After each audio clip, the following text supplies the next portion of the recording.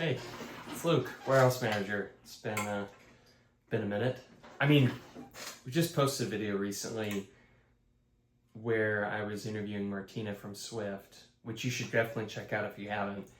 But I did that in February, and I've been working on a few rough drafts since then, but haven't really published anything. So this I'm excited about. So I don't know how many people who are watching this run them, but I run a square taper bottom bracket, and I just like it. A lot of the cranks that I like, that's the standard they use. I'm not here to say it's the best bottom bracket ever made or whatever, or the best style.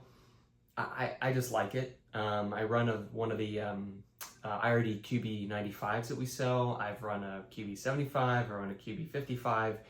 It doesn't really matter, honestly. I like the the old UN55s from Shimano, now the UN300, I think.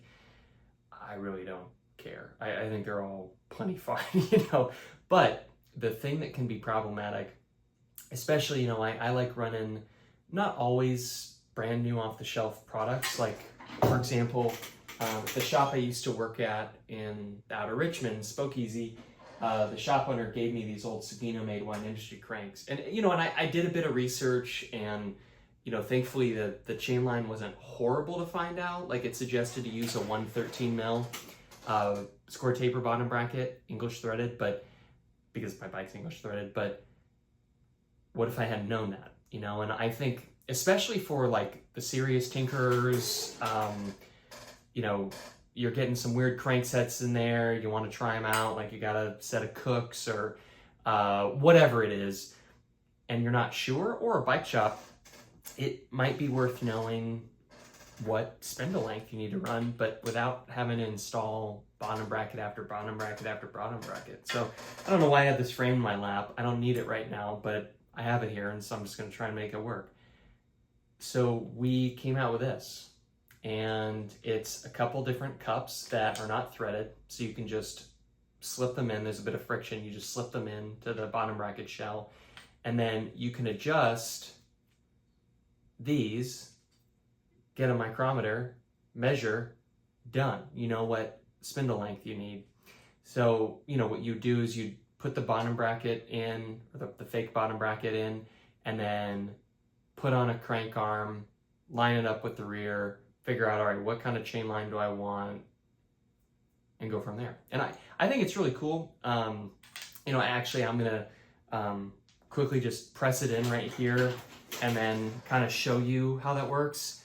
Yeah, I find that no matter how well I explain something, unless I show it, it just doesn't always work out or come across all that clear. So I figure, like, why try and not do it? So I'm just gonna, well, actually I don't need this. I just push this in by hand, and then I'll show you what I'm talking about. Yeah.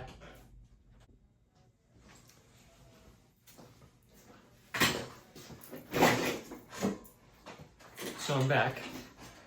That's, I think, something that's really important for people to understand is, like that video that I put out with Martina, it's probably not doing that well. It's a long video, and though the subject matter is engaging, I'm not going to get a crazy amount of views, but it's one of the many things that I do here is making these videos. And so, my primary title is warehouse manager, which means I make sure that it is clean out there. I make sure orders get out, that we don't have any sort of logistical hiccups.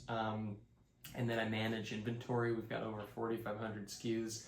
Although Dan who's been here for a while, he likes reminding me, well, it's not as bad as when we had 9,000. And I knew all of them. And I love Dan. But anyway, so back to it. So obviously, assuming this bike is in a stand and somewhat more than just a frame that I found in a back room, you get the first side in.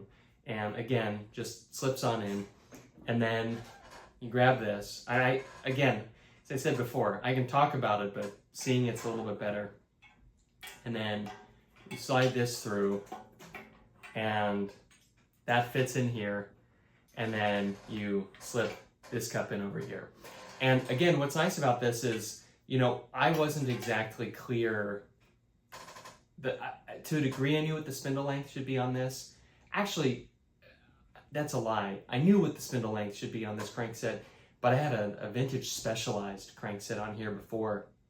And man, I had to go through, we are like, oh, I think it's going to be a 113. And then we got a 115 in there. Well, I think it's that. No, ideal chainline ended up being about like a 118 or something nuts. But I had to go through several bottom brackets. And thankfully I worked at a shop. I just had to go in a drawer. I didn't mar the bottom brackets. I could just wipe down a little bit of grease from the threading, put them back. It's not a big deal. They're $20 bottom brackets. But, if you get a little spendy with bottom brackets, you don't want to be buying 3 $50 square tapers to find out. Or, like if you email us, it's like 7 of us here, and you want to start your build now, what if we don't get back to you in a timely manner? Sorry if I haven't gotten back to you. It's one of the many things that I do. I don't mean to neglect the emails, just, like what just pulled me away is we're getting in a shipment from Japan while we're sending out a giant order to Nevada, while we've got UPS out front picking up a bunch of stuff and coordinating a drop-off with a bike shop up in the city. It's one of the many things we do. So, if you're a shop, or specifically if you're an at-home tinkerer or mechanic, you don't want to wait for a response. Just having one of these, especially if you're rehabbing frames or building bikes for friends, or you're in the business of doing it, like a few people are up in here in San Francisco in the Bay Area. This is handy to have. So this is just the prototype of it, but we've got production numbers here. I'm actually looking at the spreadsheet.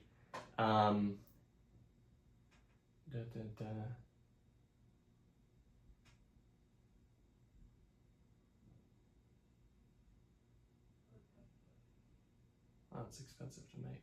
Anyway, I'm not going to get into the retail price on it just yet. Although, actually, I might as well get into the retail price. So, based on what it costs to make, the machining, cutting these down, getting the spindle in there, because what do you have to do? Anyway, it's just a bunch of stuff that had to be done with this.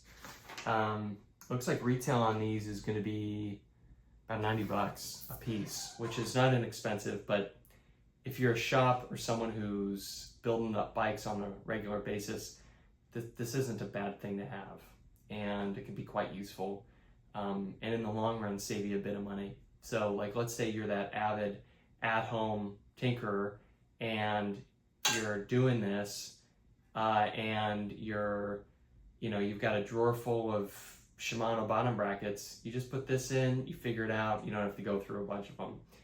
It's nice.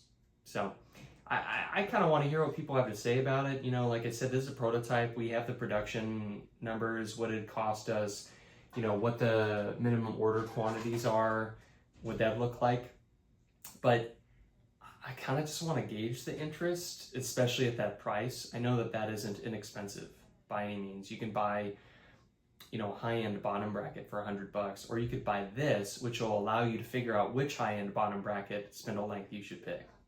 It's a little bit niche, I do absolutely know that. But I know that, at least for me at a shop, I would have liked having this.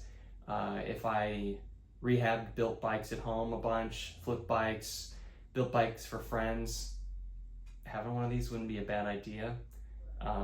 As it is, I've only got a couple bikes and I don't do any of that. So, well, looking forward to hearing what you have to say, and